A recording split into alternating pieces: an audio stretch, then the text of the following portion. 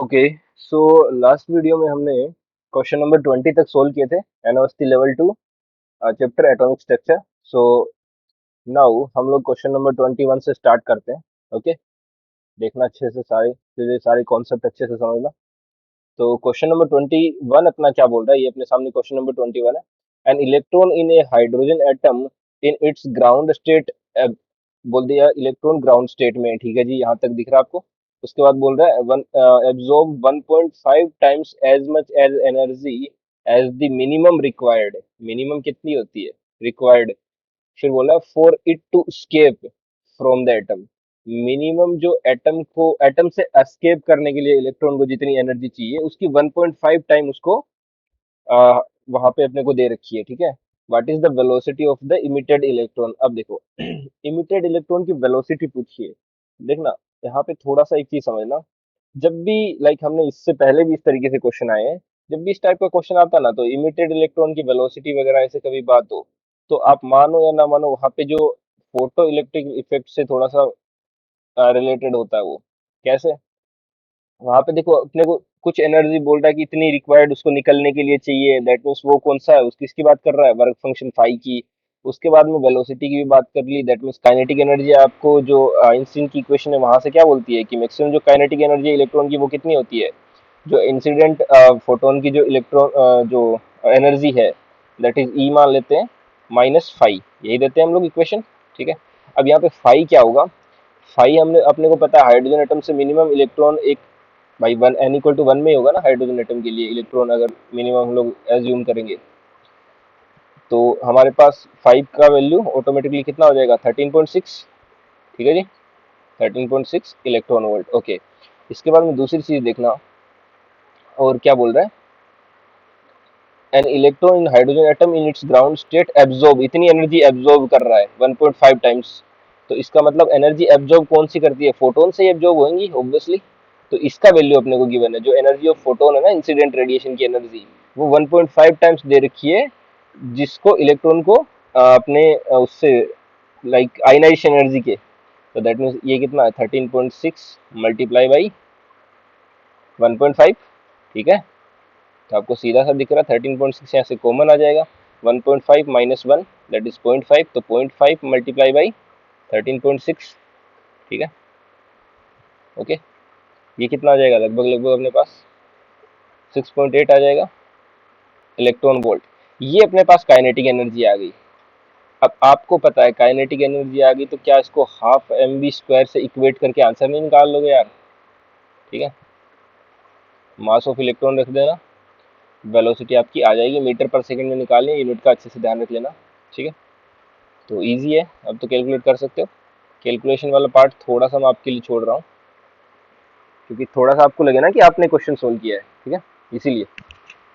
तो एक बार फिर से रिपीट कर देता हूँ। उसने दे क्या रखा है, हाइड्रोजन एटम है, उसकी उसकी ग्राउंड स्टेट में जो एनर्जी वो एब्जॉर्व कर रहा है, that means energy of photon, वो 1.5 टाइम्स है उसकी आयनाइजेशन एनर्जी के। एस्केप फ्रॉम एटम, एटम से एस्केप करने के लिए जो चाहिए वो क्या होती है, आयनाइजेशन एनर्जी तो होती है, ठीक है। तो उसकी 1.5 टाइम्स दे रखी है। और आयनाइजेशन एनर्जी तो निकलने के लिए जो मिनिमम एनर्जी, मतलब इलेक्ट्रॉन बाहर निकलने के लिए जो चाहिए वही तो होती है वर्क फंक्शन। तो kinetic energy equal to h nu minus five होता है। एच न्यू का वैल्यू यहाँ पे कितना दे रखा है, 13.6 मल्टीप्लाई बाई 1.5, 1.5 टाइम्स दे रखा है ना। और यहाँ पे ये 13.6 रख दिया, 13.6 कॉमन आ गया, 1.5 माइनस वन, दैट इज 0.5, ये कितना आ गया 6.8। 6.8 को इक्वेट कर दोगे one half m v square के, तो आपके पास वेलोसिटी आ जाएगा, ठीक है। आई होप ये क्वेश्चन आपको समझ आया होगा। नेक्स्ट क्वेश्चन की तरफ चलते हैं। ओके, तो अपना क्वेश्चन नंबर 22 देखते हैं। नेक्स्ट क्वेश्चन है 22 नंबर। देखो क्या बोल रहा है, अच्छा क्वेश्चन है। थोड़ा सा लैंग्वेज का बड़ा बड़ा लिखा हुआ है, बट डरना नहीं है। क्वेश्चन देखो, पढ़ते हैं। In a measurement of quantum efficiency, quantum efficiency का कोई एक मेजरमेंट है of photosynthesis in green plants, ठीक है। It was found that 10 quanta of red light, 10 quanta of red light of wavelength, wavelength अपने को गिवन है 6850 angstrom, were needed to release one molecule. इतनी, मतलब रेड लाइट है और उसकी जो अपने को एंगस्ट्रॉम में वेवलेंथ की वैल्यू भी गिवन है। और ये बोल रहा है कि इस ये needed to release one molecule of O2, मतलब इस वेवलेंथ के कोरस्पॉन्डिंग जो एनर्जी है वो हम लोग कैलकुलेट कर सकते हैं। और उसके भी कितने 10 क्वांटा हम लोग यूज कर रहे हैं। तो वो 1 मॉलिक्यूल ऑफ O2 को रिलीज करने के लिए यूज की जाती है। ठीक है। द एवरेज एनर्जी जो स्टोरेज है in this process 112 kilo calorie पर मोल O2 evolved. What is the energy conversion efficiency in this experiment? तो आपने से पूछा क्या यहाँ पे एनर्जी कन्वर्जन एफिशिएंसी पूछा है। ठीक है। अब देखना एफिशिएंसी को जनरली आप देखोगे फिजिक्स में भी और यहाँ पे भी हम लोग जब भी यूज करते हैं तो एफिशिएंसी को ऐसे ईटा करके लिखते हैं। ठीक है। अब एफिशिएंसी जहाँ पे भी जैसे आप थर्मो में पढ़ोगे, लाइक जो अपने पास थर्मो में भी देखोगे और फिजिक्स में भी तो काफ़ी जगह आता है। तो एफिशिएंसी को जब भी हम लोग देखते हैं कि भाई अपने पास कोई भी हमने काम किया उसमें आउटपुट क्या मिला अपने को और जो हमने इन्वेस्ट किया है दैट इज इनपुट क्या था। ठीक है। आउटपुट डिवाइडेड बाय इनपुट और परसेंटेज में निकालना है तो 100 से मल्टीप्लाई कर देते हैं। ठीक है। तो अगर परसेंटेज में चाहिए तो इसको 100 से मल्टीप्लाई कर दो। हमेशा हम लोग बेसिक जो टूल है वो यही रखने वाले हैं एफिशिएंसी का। ठीक है। आउटपुट डिवाइडेड बाई में इनपुट मल्टीप्लाई बाई 100। ठीक है। तो आपको ये चीज क्लियर होगी। अब क्वेश्चन पे आते हैं। तो एनर्जी जो हम लोग दे रहे हैं दैट इज आउटपुट। ये देखना 10 क्वांटा और इतने वेवलेंथ पे दे रहे हैं। तो जो आउटपुट एनर्जी है, सॉरी ये तो इनपुट होगी ना, आउटपुट तो वो 112 किलो कैलोरी पर मोल O2 मिल रही है। तो इनपुट कितनी होगी, इनपुट एनर्जी अपनी कितनी होगी, इनपुट एनर्जी वो होगी। अब देखो जब भी वेवलेंथ गिवन हो तो एच सी बाई लेमडा होता है, लेकिन यहाँ पे एच सी बाई लेमडा होगा लेकिन यहाँ पे 10 क्वांटा है तो हम लोग क्या करते हैं उससे n नंबर से मल्टीप्लाई कर देते हैं। तो अगर n क्वांटा होते हैं तो n एच न्यू लिखते हैं हम लोग। तो 10 क्वांटा है तो 10 एच न्यू आ जाएगा। तो 10 multiply by h c by lambda, h c by lambda, lambda का वैल्यू कितना है 6850। अब यहाँ पे एक छोटा सा शॉर्टकट बताता हूँ आपको। जब भी आपका लेमडा का वैल्यू एंगस्ट्रॉम में हो तो यहाँ पे एच सी का जो मल्टीप्लीकेशन आता है वो 12400 आता है। ठीक है। तो आप शॉर्टकट यहाँ पे यूज कर सकते हो 10 मल्टीप्लाई बाई 12400, यही 10 आता कब, जब नैनोमीटर में होता है। तो एंगस्ट्रॉम में तो 00 आएगा डिवाइडेड बाई 6850। छोटा सा कैलकुलेशन आप करके देखेंगे। ठीक है। तो नियर अबाउट अपने पास आंसर जो भी है आ जाएगा। अच्छा ये वैल्यू किस में आएगी, इलेक्ट्रॉन वोल्ट में। तो यहाँ से एनर्जी हमने निकाल ली इलेक्ट्रॉन वोल्ट में। अच्छा इसको हम लोग जूल में चेंज कर सकते हैं और उसने इधर किलो कैलोरी में बात करी तो उसके हिसाब से हम लोग एनर्जी देखो अपने को चेंज करनी पड़ेगी, यूनिट अपने को कन्वर्जन करना पड़ेगा। कोई नहीं, यूनिट कन्वर्जन भी मैं यहाँ पे बता दूंगा आपको। ठीक है। तो ये अपनी एनर्जी जो है वो कौन सी आई है, इनपुट वाली हमने निकाल ली है। अब आते हैं आउटपुट पे। आउटपुट उसने दे रखा है 112 किलो कैलोरी पर मोल। अब देखो ये वाली जो एनर्जी आई है ना वो पर मोलिक्यूल है, 1 मॉलिक्यूल के लिए। यहाँ पे एक चीज चेक करो, ये पर मोलिक्यूल ऑफ O2 है। ठीक है। पर मोलिक्यूल ऑफ O2। अब हमें करना क्या होगा, या तो इस पर मोलिक्यूल को पर मोल में कन्वर्ट करो। ठीक है, क्लियर है। या फिर वो जो यहाँ पे देखिए पर मोल, उसको पर मोलिक्यूल में कन्वर्ट करो। Question clear. तो कभी भी पर मोल को पर मोलिक्यूल में ऐसे कन्वर्ट कैसे करते हैं देखना। यहाँ पे मोल है। ठीक है। आपको ये पता है कि 1 mole is equal to N A number of molecule होते हैं, एन ए मोलिक्यूल होते हैं। ठीक है। ठीक है। तो अगर आपको मोलिक्यूल को हटा के मोल चाहिए, ठीक है, यहाँ पे पर मोलिक्यूल है तो इसको हटा के मोल चाहिए तो आप क्या करोगे, एन से मल्टीप्लाई कर देंगे। और यहाँ पे मान लो इसको अगर कन्वर्ट करना हो तो क्या करेंगे, मान लेते हैं कि यहाँ पे जो अपने पास सेकंड चीज है, ठीक है, स्टोर्ड वाली एनर्जी में ना स्टोर्ड एनर्जी दे रखी है, उसको आपको कन्वर्ट करना हो तो मोल, यहाँ पे मोल दे रखा है ना, देखो ये वाला चीज यहाँ पे मोल दे रखा है, तो इसको अगर मोलिक्यूल में चेंज करना हो तो आंसर कितना आएगा, देखो 112 किलो कैलोरी पर मोल है ना, और एक मोल में कितने एन ए मोलिक्यूल, तो डिवाइडेड बाई एन ए हो जाएगा। बस इसको मोलिक्यूल हो गया। तो अब ये एनर्जी क्या होगी, पर मोलिक्यूल होगी। अब ये एनर्जी क्या होगी, पर मोलिक्यूल होगी। ठीक है, क्योंकि हमें पता है 1 मोल में एन ए मोलिक्यूल होते हैं ना, तो पर मोलिक्यूल होगी ये। अब हमने एनर्जी आउट, ये कौन सी होगी, इनपुट वाली, सॉरी आउटपुट वाली, ये एनर्जी होगी आउटपुट। ठीक है। तो आपके पास आउटपुट एनर्जी है। लेकिन अब करना क्या, आपको छोटा सा काम है, ये आउटपुट एनर्जी आपके पास, ठीक है, ये आपके पास इनपुट एनर्जी है, यहाँ से लेके यहाँ तक ये मैंने विद डाटा लिखा है। अब यहाँ पे ये इलेक्ट्रॉन वोल्ट में है और ये किलो कैलोरी पर मोल में है, तो आप एक काम करो, इस इलेक्ट्रॉन वोल्ट को जूल में बदल सकते हैं। कैसे बदलेंगे? 1 electron volt is equal to 1.6 into 10⁻⁻19 joule होता है, इसको मल्टीप्लाई कर देंगे, उससे उससे मल्टीप्लाई करना आपको। उसके बाद क्या करेंगे, जूल में तो आ गया, जूल को किलो कैलोरी में चेंज कैसे करते हैं, मैं खाली आपको यहाँ पे काम क्या करना है वो बता के जा रहा हूँ, छोटा सा काम आपके लिए छोड़ के जा रहा हूँ, ठीक है। और आपको पता है 1 कैलोरी और जूल में कितना वो होता है, 4.18 जूल होता है ना, ठीक है, एग्जैक्ट 4.18 होता है, और नियर अबाउट हम लोग 4.2 ले लेते हैं। तो ये आपको रिलेशन यूज करना है, सेम साइन बनाना है दोनों का, और आउटपुट डिवाइड बाय इनपुट कर देना, आपका आंसर आ जाएगा, ठीक है, क्लियर। तो नियर अबाउट आंसर आएगा इसका 26.9 के आसपास, ठीक है। छोटा सा कैलकुलेटर आप करके देखना, नहीं भी आता तो पूछ लेना, कोई दिक्कत नहीं है, डिस्कस कर लेंगे, ओके। बट जो तरीका बताएं उससे आपका आंसर क्लियरली आ जाएगा, ओके। चलिए नेक्स्ट क्वेश्चन की तरफ चलते हैं हम लोग। चलिए अब हम लोग अपना नेक्स्ट क्वेश्चन नंबर 23 की ओर देखते हैं। एक सेकंड, एक सेकंड जस्ट रुकना। ओके सॉरी, वो क्रिस चल नहीं रहा था तो उसको देख रहा था, ठीक है, ओके। चलिए तो अपना क्वेश्चन है question number 23, a hydrogen like species atomic number Z, ठीक है, एटॉमिक नंबर अपने को गिवन नहीं है, बोला जेड है, कुछ भी हो सकता है, हमें देखना पड़ेगा वो। Is present in A higher excited state, किसी हाइयर एक्साइटेड स्टेट में मान लेते हैं, किसी हाइयर एक्साइटेड स्टेट मान लीजिए यहाँ पे है किसी nth में, ठीक है, ओके।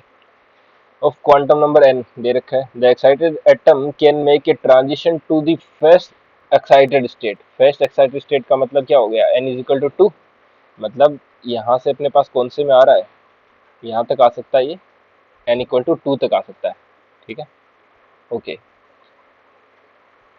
फिर क्या बोल रहा है, first excited by successive emission of 2 photon. Successive emission of 2 photon का मतलब क्या है कि यहाँ पे इसके बीच में एक और लेवल लाई कर रहा होगा ना, तभी तो successive emission of 2 photon possible होगा ना, कि एक तो यहाँ से यहाँ कर जाए और फिर यहाँ से यहाँ कर जाए, तो बीच में यहाँ पे एक और अपने पास लेवल प्रेजेंट होगा, ओके ओके। चलिए तो इस लेवल के थ्रू ऐसे करके 2 में आ रहा है, n इज इक्वल टू 2 में आ रहा है। तो अब एक चीज देखो कि इस एनर्जी और इस एनर्जी, इन दोनों को अगर मैं ऐड ऑन कर दूं तो मेरे पास टोटल एनर्जी ये n से 2 तक आ जाएगी ना, यहाँ पे ये टोटल एनर्जी आ जाएगी, बिल्कुल सही है। तो अब हम लोग अगर पूरे का ट्रांजिशन करूँ मैं n से 2 में, तो हम लोग क्या लिख सकते हैं कि 1/λ लिख सकते हैं। तो 1/λ की जगह मैं लिख रहा हूँ hc/λ, तो 1/λ क्या होता है अपने पास r/z², ठीक है। अब यहाँ पे इधर hc से मल्टीप्लाई किया तो इधर भी hc से मल्टीप्लाई कर देते हैं, इंटू 1/n1², ठीक है, 1/n1² दैट इज 2 में आ रहा है, तो 1/2 का स्क्वायर 4 माइनस 1/n², एक इक्वेशन तो ये बन गई, ठीक है। अब ये जो टोटल एनर्जी है hc/λ, उसको हम लोग क्या लिखेंगे, क्वेश्चन ये है कि इस hc/λ को मैं क्या रखूंगा, ठीक है। तो यहाँ पे क्लियरली आपको दिख रहा है, उसने बोल रखा है एक तो 10.2 का फोटोन है, एक 17 का इलेक्ट्रॉन वोल्ट का फोटोन है, 10.2 इलेक्ट्रॉन वोल्ट और ये 17 इलेक्ट्रॉन वोल्ट के दो फोटोन दे रखे हैं, तो दोनों को ऐड ऑन कर दो, टोटल एनर्जी दोनों को ऐड ऑन कर दो, तो 17 और 10.2 कितना आ जाएगा अपने पास, 17 प्लस 10.2 27.2 आ जाएगा। तो यहाँ पे इसका वैल्यू रखोगे आप 27.2, ठीक है। इक्वेशन नंबर 1, एक इक्वेशन बन गई, ठीक है जी। दूसरा क्या करोगे, दूसरा ये दे रखा है कि यहाँ तक रेस्पेक्टिवली ये दे रखा था, alternatively the atom from the same excited state, इसी एक्साइटेड स्टेट n से ही वो क्या कर रहा है, can make a transition to the second excited state of successive emission, कि वो इसी n से सेकंड एक्साइटेड स्टेट क्या होगा, n इक्वल टू 3, वहां तक वो ट्रांजिशन कर रहा है। और वो ट्रांजिशन कैसे कर रहा है, बोल रहा है can make a transition to the second excited state by successive emission of 2 photon, अब भी 2 फोटोन से कर रहा है। तो कैसे कर रहा है, मान लेते हैं बीच में एक और कोई लेवल है, ठीक है, और एनर्जी कितनी देगा 4.25 और 5.95, ठीक है। तो यहाँ से यहाँ तक की एनर्जी कुछ मान लेते हैं, ये पहली वाली मान लेते हैं और ये दूसरी, तो ये पहली मान लेते हैं 4.25, ये मान लेते हैं 5 पॉइंट मान क्या लेते हैं, दिया हुआ है 9.5, ये दिया हुआ है। तो अगर इन दोनों को मैं ऐड ऑन कर दूं तो यहाँ से यहाँ तक की एनर्जी आ जाएगी कि नहीं आ जाएगी, यहाँ से यहाँ तक की कितनी आ जाएगी, दोनों को ऐड ऑन कर दो, कितना 4.25 प्लस 5.95, कितना आ जाएगा ऐड ऑन करूंगा तो, क्लियरली दिख रहा है 5 5 10, ये 0 और 9 2 11 2, 3 9.3 नियर अबाउट कितना आ रहा है? तो ये 550 10 और 10.2 के आसपास आ रहा है ना। हाँ 9 2 11 1 12 10.2।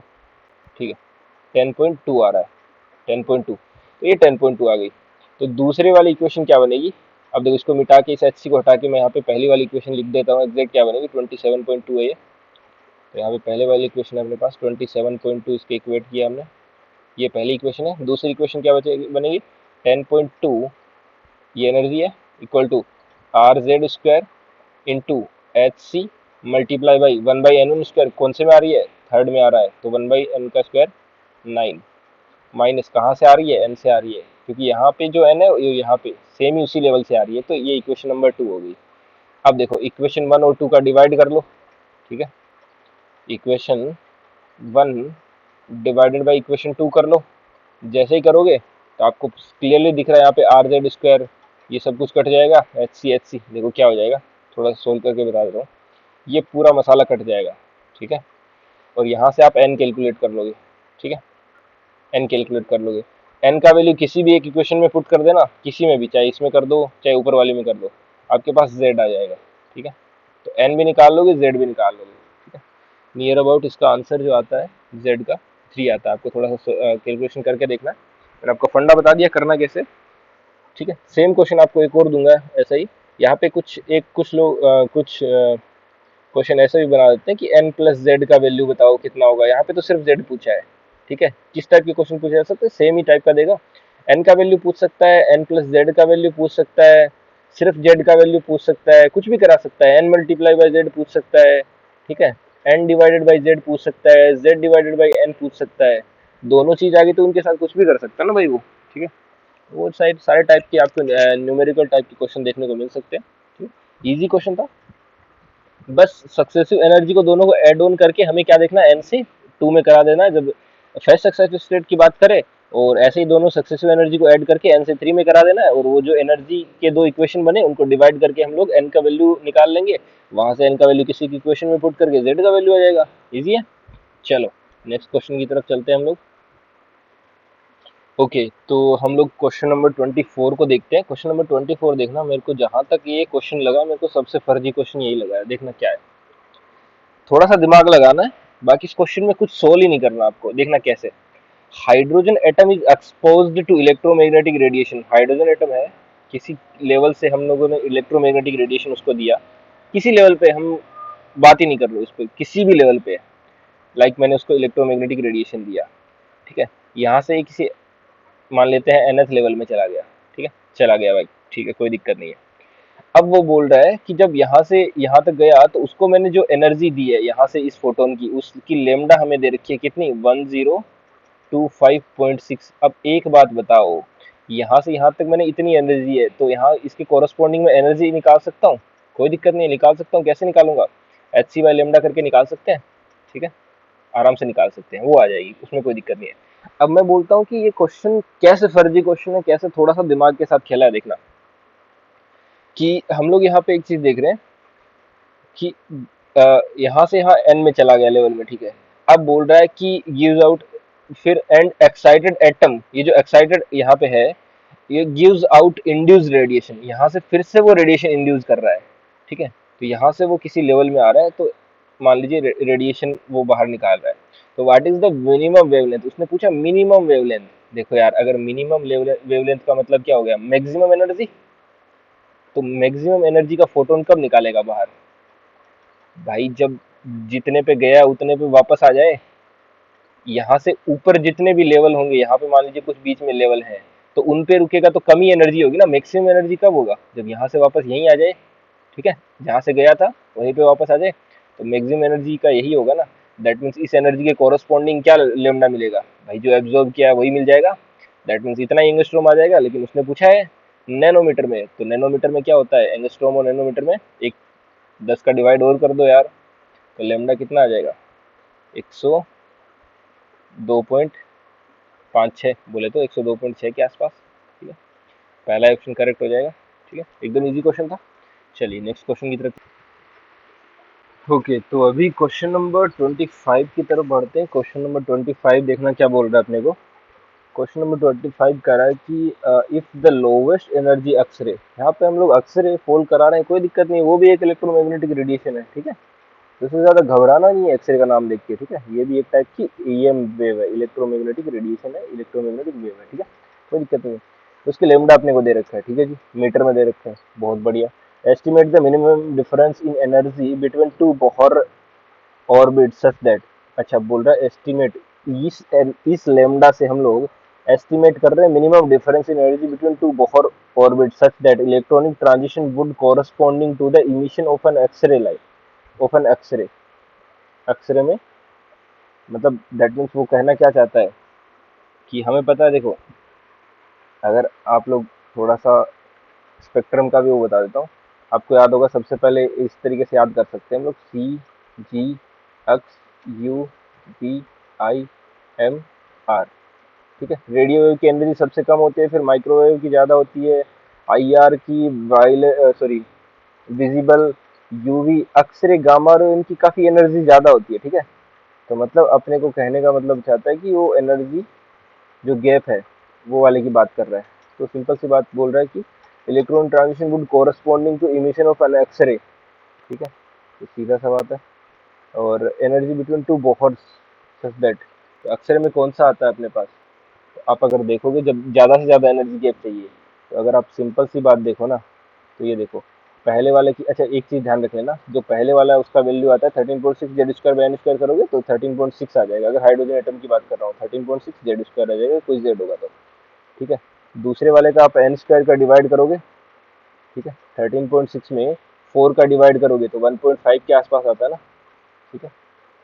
उसके बाद में और कम हो जाता है, फिर 3.4 के आसपास, सॉरी 3.4, उसके बाद में -1.51, फिर -0.85, ठीक है। जेड स्क्वायर मल्टीप्लाई में चलता रहेगा, जो जो जेड होगा उसके हिसाब से हो जाएगा। तो अब देखो मैक्सिमम एनर्जी गैप होगा तभी तो अक्सरे में आएगा, तो मैक्सिमम यही वाला होता है ना, और बाकी में तो गैप कम ही हो जाता है। इसीलिए हम लोग ये चीज़ हमें सोचनी पड़ेगी कि 1 से 2 की बात कर रहा है यहाँ पे, ठीक है।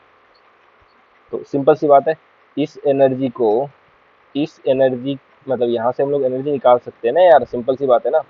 इस एनर्जी को h c by lambda put करके, ठीक है, निकाल सकते हैं। तो यहाँ से जो एनर्जी आएगी लेमडा का वैल्यू पुट करके, उस एनर्जी को हम लोग किस में यूज कर रहे हैं, देखो क्वेश्चन की थीम समझने पे, क्वेश्चन ऐसे हजारों लाखों करोड़ों बनाए जा सकते हैं, ठीक है, लेकिन क्वेश्चन की जो थीम है उस पे, उसको पकड़ो कि ये पूछना क्या चाह रहा है, क्यों मैंने यहाँ पे 2 से 1, 1 से 2 वाला मैं कंसिडर कर रहा हूँ यार, ये चीज अगर आप समझ गए ना, तो ऐसे कितने ही क्वेश्चन बनाओ आप, कोई दिक्कत नहीं है, ठीक है। क्यों मैंने 1 से 2 वाला लिया, क्योंकि मेरे को पता C G X U V I M R के अकॉर्डिंग जो अक्सरे वाले होती है उसके लिए हम अपने को बहुत काफ़ी एनर्जी का वो चाहिए, ठीक है, उसी उसको एस्टिमेट करना अपने को। बोल रहा है इमिशन में भी अक्सरे चाहिए, ठीक है। तो कब अक्सरे आएगा, जब यहाँ पे मैक्सिमम एनर्जी का आएगा तभी आएगा ना, यहाँ से यहाँ इलेक्ट्रॉन जाए तभी तो अक्सरे मिलेगा। तो इसीलिए मैंने n इक्वल टू 2 से 1 वाला पकड़ा, ठीक है, बाकी में एनर्जी गैप कम है ना, ठीक है, ये चीज़ क्लियर है।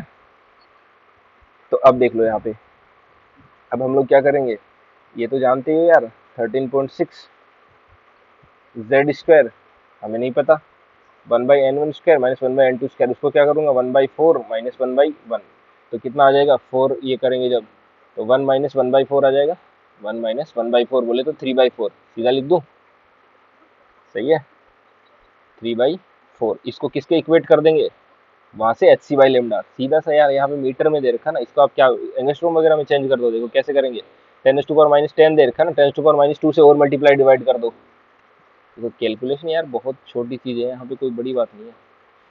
तो 3.055 इंटू 10⁻⁻2 से मल्टीप्लाई डिवाइड करोगे तो डिवाइड वाला ऊपर आके 10⁻2 प्लस का बन जाएगा, और जो मल्टीप्लाई करोगे वो क्या बन जाएगा, एंगस्ट्रम, तो ये एंगस्ट्रम बन गया। अब तो कर सकते हो यार, तो कितना आ जाएगा 305.5, इतना एंगस्ट्रॉम अपने पास लेमडा आ गया। इतना एंगस्ट्रॉम जब भी लेमडा आ जाए ना, तो आपको अगर चाहिए इलेक्ट्रॉन वोल्ट में एनर्जी, तो 12 का 400 डिवाइडेड बाई 305.5, सब कुछ आपके पास, देखो मार्क कर देता हूँ, सब कुछ आपके पास, आपको जेड निकालना है, ठीक है, हल्की सी कैलकुलेशन है, ट्राई करना, आराम से आंसर आ जाएगा। और जहाँ तक जेड ही निकालना है ना, हाँ ठीक है, जेड ही निकालना है, ठीक है, और कुछ नहीं निकालना, ईजी है, ट्राई करना, आ जाएगा। नेक्स्ट क्वेश्चन की तरफ चलते हैं। ओके, तो अभी क्वेश्चन नंबर 26 देखते हैं। देखा, क्वेश्चन नंबर 26 देखो क्या बोल रहा है। Alpha particle having kinetic energy अपने को दे रखी है। अल्फा पार्टिकल की काइनेटिक एनर्जी ये दे रखी है, ठीक है जी। इस काइनेटिक एनर्जी के साथ fall on a copper coil. Copper coil यहाँ पे मान लेते हैं कोई। तो कॉपर कोइल आपको पता है, कॉपर 29 नंबर पे आता है, तो ऑब्वियसली उसमें 29 प्रोटॉन और न्यूट्रॉन उसके अकॉर्डिंग होंगे, लेकिन हमें प्रोटॉन से मतलब है, ठीक है। तो इसलिए प्लस का 29 ई उसके न्यूक्लियस पे जो अपने पास चार्ज रहेगा, ठीक है, प्रोटॉन का। अब बोल रहा है कि इसके साइड क्या आ रहा है, एक अल्फा पार्टिकल आ रहा है, अल्फा पार्टिकल आ रहा है, ठीक है जी। अब सबसे पहले तो आपको पता होना चाहिए अल्फा पार्टिकल क्या होता है। थोड़ा सा मैं कैरेक्टरिस्टिक्स बता देता हूँ उसकी। हम क्या लिखते हैं, 2He4+2, राइट। +2 इस पे चार्ज रहता है। तो यहाँ पे अगर इसका एटॉमिक मास की बात करें तो 4 होता है। और इसमें दो अपने पास हीलियम का, ये बोलूँ तो हीलियम का न्यूक्लियस जो होता है उसको हम लोग अल्फा पार्टिकल बोलते हैं, ठीक है। तो यहाँ पे आप क्लियरली देख रहे हो कि दो प्रोटॉन और दो न्यूट्रॉन, तो इस पे प्रोटॉन का चार्ज कितना होगा, +2 ई, राइट, +2 ई। और वैसे भी आप चार्ज तो इस पे देख ही रहे हो, +2 दिख रहा है आपको, तो +2 ई इस पर चार्ज होता है। प्रोटॉन का चार्ज हमेशा कितना लेते हैं, +2 ई, +2 ई। और यहाँ पे हमारे पास इसके न्यूक्लियस पे 29 ई। अब एक चीज देखना, पहले ये इन्फाइनाइट डिस्टेंस पे था। मिनिमम क्लोजेस्ट अप्रोच वाला मैं कॉन्सेप्ट आपको बता चुका हूँ नेक्स्ट प्रीवियस वीडियो में। तो ये यहाँ से इन्फिनिटी से आता है, पहले इन्फिनिटी से आता आता फिर एक मिनिमम डिस्टेंस पे आके रुक जाता है, ठीक है। तो ये वाली मिनिमम अप्रोच अपने को डिस्टेंस निकालनी होती है। तो हम लोग यहाँ पे करते क्या है कि जो इनिशियल काइनेटिक एनर्जी होती है, सिर्फ टोटल मैंने बताया था आपको लास्ट वीडियो में कि टोटल एनर्जी कंजर्व करानी होती है। तो स्टार्टिंग में kinetic energy plus potential energy आपको दिख रहा है, इन्फिनिटी होता है, जीरो होता है, बाद में पोटेंशियल एनर्जी और काइनेटिक एनर्जी बाद में जीरो हो जाती है, क्योंकि वो रेस्ट पे आ जाता है मिनिमम डिस्टेंस पे, ठीक है। एट ए टाइम वेलोसिटी इसका जीरो हो जाता है, ठीक। तो अब देखो, यहाँ पे पूछा क्या है, आर, तो ½ mv² से, सॉरी ½ mv² करने की जरूरत नहीं है, काइनेटिक एनर्जी का वैल्यू इसने दे रखा है 5 मेगा इलेक्ट्रॉन वोल्ट, ठीक है, 5 mega electron volt. Okay, potential energy K Q1 Q2/R। Q1 Q2 कितना करोगे, 29 ई × 2 ई डिवाइडेड बाई आर, ठीक है, क्लियर है। चलो, अब मेगा आपको पता है कितना होता है, वो पुट कर देना यहाँ पे। के का वैल्यू आप जानते ही है, वो पुट कर देना, और ई स्क्वायर यहाँ पे 29 ई² हो जाएगा। आर का वैल्यू हम लोग आराम से निकाल सकते हैं, आपको मीटर में निकालना है। और देखो के का वैल्यू तो क्वेश्चन में ब्रैकेट में दे रखा है यार, कोई दिक्कत ही नहीं है। अगर आपको के का वैल्यू लगे भूल गए तो 9 × 10⁹ न्यूटन मीटर स्क्वायर पर कूलम स्क्वायर वैल्यू यहाँ पे दे रखा है, उसको पढ़ लो, और तो कुछ है ही नहीं। बाकी तो कोई दिक्कत ही नहीं है, तो यहाँ से आप आर आराम से निकाल सकते हो। अब यहाँ से आपको क्लियर दिख रहा है ये इलेक्ट्रॉन वोल्ट है, तो इस इलेक्ट्रॉन से मतलब सिर्फ वोल्ट में आ जाएगा इधर, तो इलेक्ट्रॉन से इलेक्ट्रॉन कट के वोल्ट में भी दिखा सकते हो। यहाँ से इजी है। चलो नेक्स्ट क्वेश्चन की तरफ चलते हैं।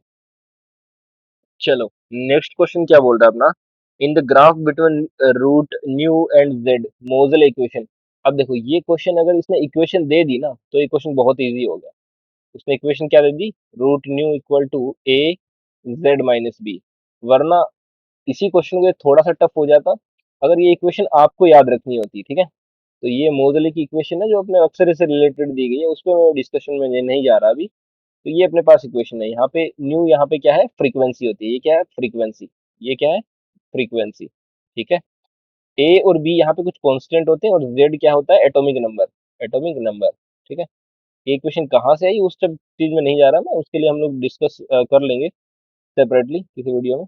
तो अब देखो यहाँ पे सिंपल सा देखो, ग्राफ किस किस के बीच में दे रखा है, रूट न्यू और जेड के बीच में। तो यहाँ से देख लो ना यार, सीधा सा ये तो स्ट्रेट लाइन ग्राफ है।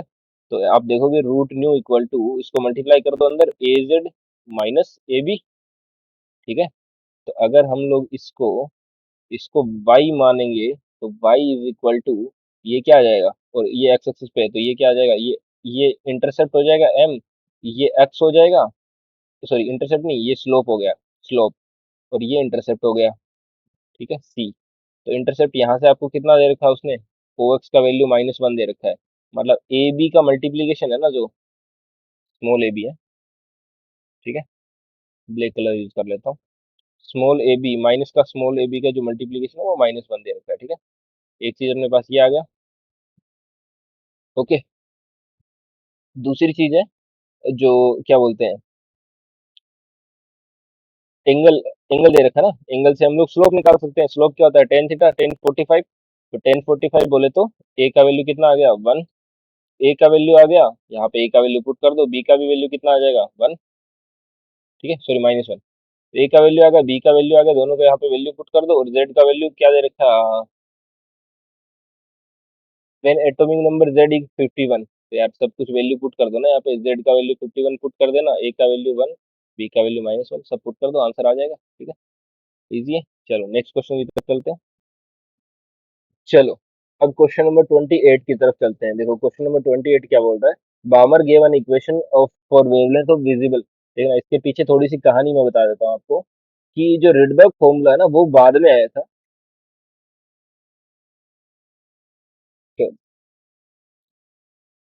सॉरी, जो रिडबर्ग फॉर्मूला है अपना, वो बाद में आया था। ठीक है, उससे पहले हमारे पास बामर ने एक फॉर्मूला दिया था। देखना, उससे पहले हमारे पास बामर ने एक फॉर्मूला दिया था, उसको यहाँ पे अलग फॉर्म में लिखा गया है। ठीक है, ठीक है। बामर ने जो फॉर्मूला दिया था, वो दिया था विजिबल रीजन के लिए। इसीलिए जो विजिबल लाइन है ना, उनको बामर बामर सीरीज जो होती है वो, देखना ये मतलब हिस्ट्री की बात है। तो जो n इज इक्वल टू 2 में आता है ना, ठीक है, तो वो विजिबल लाइन होती है। हमने ये देखा है कि किसी nth लेवल से, किसी nth लेवल से n इक्वल टू 2 में जो भी लाइन आती है, वो क्या होती है, विजिबल रीजन में होती है। ये हमारी ऑब्जर्वेशन है। और इस ऑब्जर्वेशन को सबसे पहले जो बामर ने ऑब्जर्व किया, उसके बाद में उसने बोला कि मैं अपना एक फॉर्मूला दे रहा हूँ, वो लेमडा का 1/λ equal to R Z square into, इसने बोला कि बामर में आ रही है किसी nth लेवल में, तो उसने ऑब्जर्व किया कि 1/4 माइनस 1/n स्क्वायर, ये इसने फॉर्मूला दिया था। ठीक है, अब फर्दर क्या हुआ कि रिडबर्ग ने इसी फॉर्मूले को यहाँ पे 4 हटा के और n1 n2 करके दे दिया, तो उसको हम लोग रिडबर्ग फॉर्मूला पढ़ते हैं। ठीक है, ये तो थी थोड़ी सी हिस्ट्री की बात। अब अपने क्वेश्चन पे आते हैं। तो क्वेश्चन में यहाँ पे बामर का जो फॉर्मूला थोड़ा सा मॉडिफाई करके दिखाया गया है। यहाँ पे के n square divide by N square minus 4 ऐसे करके दिखा दिया। तो अपने को यहाँ पे एन की वैल्यू निकालनी है। ठीक है, इजी है। कैसे करोगे, देखना, हमारे फॉर्मूले से हम लोग मैच कर लेते हैं। हमारे फॉर्मूले की 1/λ, यहाँ पे आर जेड स्क्वायर, और जेड के लिए हाइड्रोजन तो 1 हो गया, 1/1/4, क्योंकि n इक्वल टू 2 में आती है बामर, माइनस 1/n स्क्वायर। ये फॉर्मूला बामर ने दिया था। चूंकि हमें कंपेयर करना है, तो यहाँ पे 1/λ को लेमडा में कन्वर्ट करना पड़ेगा। ठीक है, सिंपल सा काम है। 4n स्क्वायर यहाँ पे एलसीएम आ जाएगा। ठीक है, 4n स्क्वायर एलसीएम आ जाएगा। ऊपर क्या बच जाएगा, एन स्क्वायर माइनस 4। तो ऊपर बच जाएगा n square -4 divided by 4n square, right.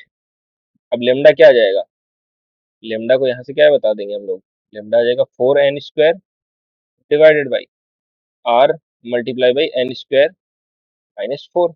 बस मैच कर लो, नीचे एन स्क्वायर -4 है, यहाँ पे भी एन स्क्वायर -4 है। ठीक है जी, ऊपर एन स्क्वायर है, यहाँ पे भी एन स्क्वायर है।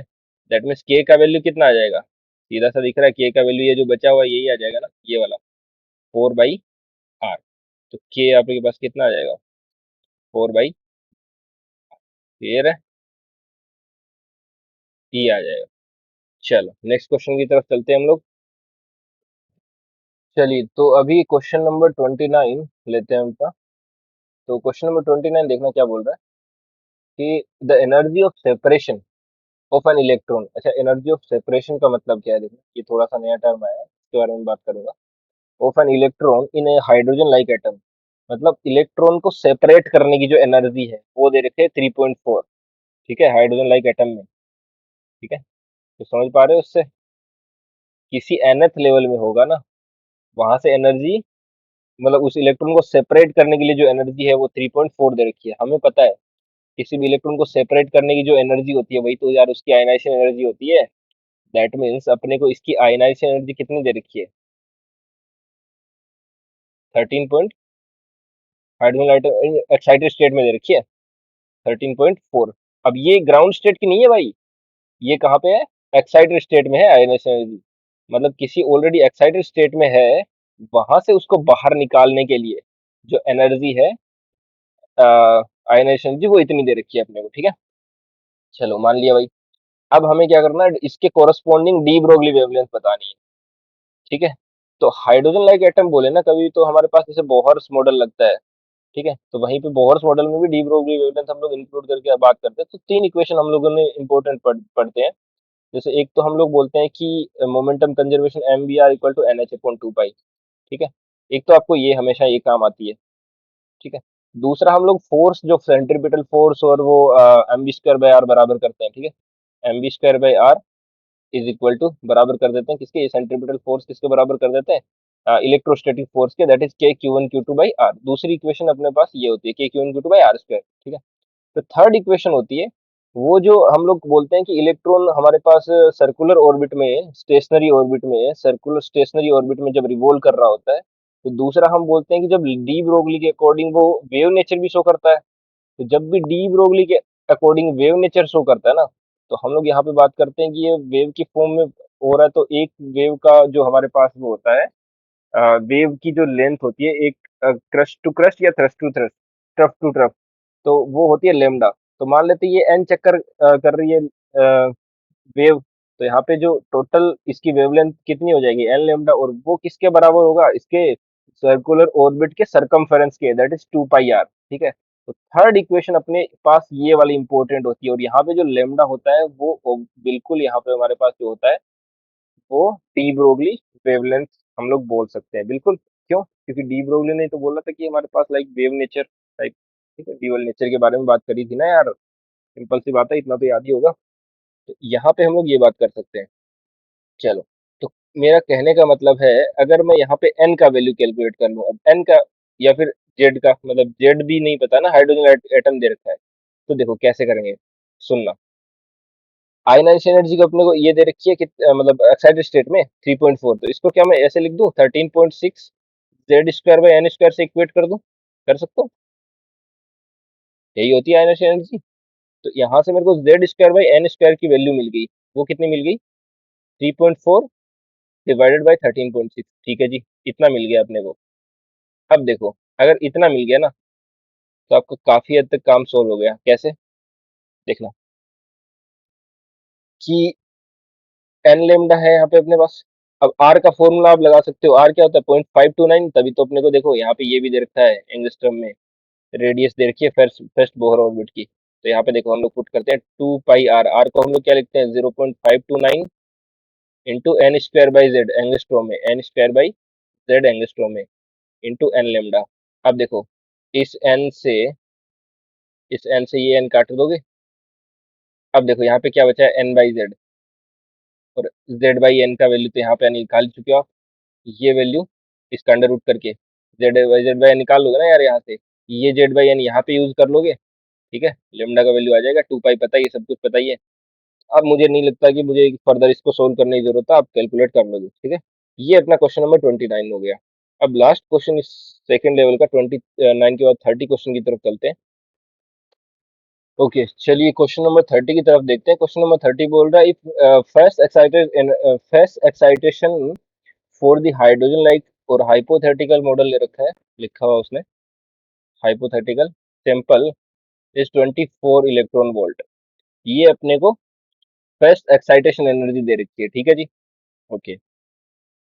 हमने क्या पढ़ा है, फर्स्ट एक्साइटेशन एनर्जी जो होती है हाइड्रोजन लाइक एटम के लिए, हम लोग क्या लिख सकते हैं, 13.6 Z square by N square, तो एन का वन हो गया, क्योंकि आयनाइजेशन एनर्जी की बात कर रहे हैं ना, एक्साइटेशन एनर्जी। ठीक है, okay. First excitation energy for the hydrogen like hypothetical sample is 24 electron volt. Okay, excitation energy दे रखी है। ठीक है, first excitation energy, sorry ionisation energy नहीं दे रखी है। That means N equal to 1 से 2 में जाने के लिए, यही तो होगी ना फर्स्ट एक्साइटेशन, ये दे रखी है अपने को 24। फिर क्या बोल रहा है देखना, ये 24 दे रखी है। ठीक है, यहाँ तक क्लियर है। तो एन इक्वल टू 1 से 2 जाने में ये वाली एनर्जी अपने को दे रखी है 24। ठीक है, मान लिया भाई। अब फिर क्या कर रहा है वो, कि binding energy of electron third excited state is, third excited state का मतलब एन इज इक्वल टू 4 में हो गया। ठीक है भाई, एन इज इक्वल टू 4 में रख दिया। अब देख लो, थोड़ा सा एक यहाँ पे मैं बताता हूँ कि बाइंडिंग एनर्जी जो है ना, वो हम लोग टर्म यूज करते हैं ये आप बोल सकते हो कि ये एक्साइटेड स्टेट की आयनाइजेशन एनर्जी है। एक तरह से आप बाइंडिंग एनर्जी को ऐसे बोल सकते हो कि एक्साइटेड स्टेट की आयनाइजेशन एनर्जी है एक तरीके से। अगर मेरे को n इक्वल टू 4 में किसी इलेक्ट्रॉन को आयनाइज कराना है, तो मेरे को इसके बाइंडिंग एनर्जी के बराबर एनर्जी देनी पड़ेगी। ठीक है, तो वो पूछ रहा है अपने से, तो क्या करोगे? इसकी बाइंडिंग एनर्जी क्या आएगी? 13.6 जेड स्क्वायर बाई एन, यहाँ पे कितना? 4 का स्क्वायर, ये आएगा। तो कहने का मतलब है गाड़ी अपनी अटक गई जेड पे। अब जेड कैसे निकालोगे? तो जेड निकालने के लिए जुगाड़ दिया तो है, 24 दिया ना इनके बीच की, एन इक्वल टू 1 से 2 के बीच की एनर्जी। तो कितना दिया है? 24 electron volt is equal to 13.6 Z square 1/n1 square minus 1/n2 square. वो क्या पुट करोगे? उसने बोला है फर्स्ट एक्साइटेशन एनर्जी। ठीक है, इसका मतलब 1 माइनस 1/4, दैट इज 3/4। ठीक है, तो यहाँ से आप z का वैल्यू आराम से कैलकुलेट कर सकते हैं। करेंगे? वो वाला z का वैल्यू यहाँ पुट कर देना, इजीली आंसर आ जाएगा। बहुत इजी है, कुछ यूनिट का भी इधर उधर नहीं है। ठीक है, एकदम इजी है, z का वैल्यू पुट करो, आंसर आएगा आपको। ठीक है, और जो, तो यहाँ तक अपना लेवल 2 कंप्लीट होता है। आई होप आपको सारी चीजें समझ आई होंगी। मैंने रेदर देन क्वेश्चन का आंसर से ज्यादा मैंने कॉन्सेप्ट पे फोकस करने का कोशिश किया है, आप देख रहे होंगे। ठीक है, तो इस चीज को थोड़ा सा पॉजिटिव वे में लेना कि आंसर सारे मैंने कैलकुलेट नहीं भी कराए, कुछ आपके लिए छोड़ दिया। बट मैंने ट्राई करा कि ज्यादा से ज्यादा कॉन्सेप्चुअल जो पॉइंट्स हैं वो आपके साथ डिस्कस करे जाएं, इस तरह के क्वेश्चन को कैसे डील करना है, क्वेश्चन के साथ डीलिंग अप्रोच वाला पार्ट पे मैंने फोकस करने का ट्राई किया है। आई होप क्लियर होगा आपको। चलिए, मिलते हैं किसी नेक्स्ट वीडियो में, तब तक के लिए thank you, all the best.